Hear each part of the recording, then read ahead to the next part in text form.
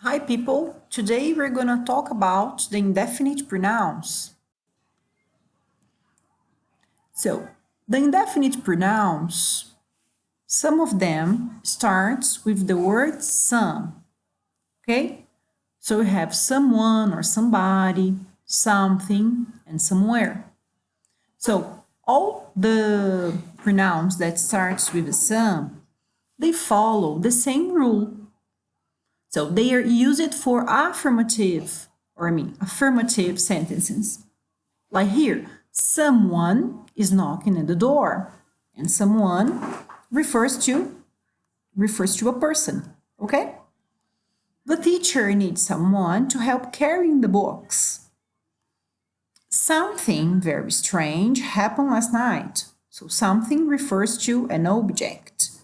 And Peter needs to go somewhere peaceful and quiet. And somewhere refers to a place.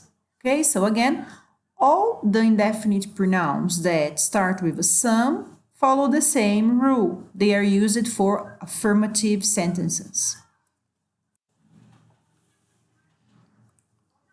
But there is a special case that when you have interrogative sentences, and these interrogative sentences is related to offering or asking something, and you expect an affirmative answer, we can use some for interrogative.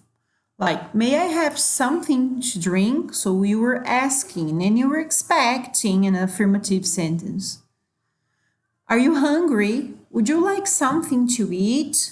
Supposing you have a guest in your house and you were offering him or her something to eat.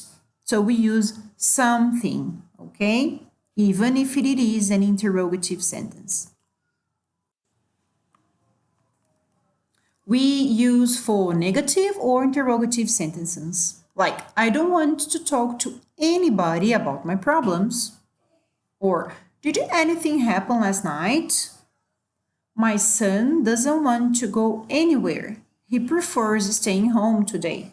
Okay, so the indefinite pronouns that start with any follow the same rules. They are used for negative and interrogative sentences. The pronouns that start with a no also follow the same rules. They are used for negative sentences, but the verb is in the affirmative form. Take a look at the following examples. Peter knows nobody at school because he's a new student there. So the verb know, in this case, knows, is in the affirmative form.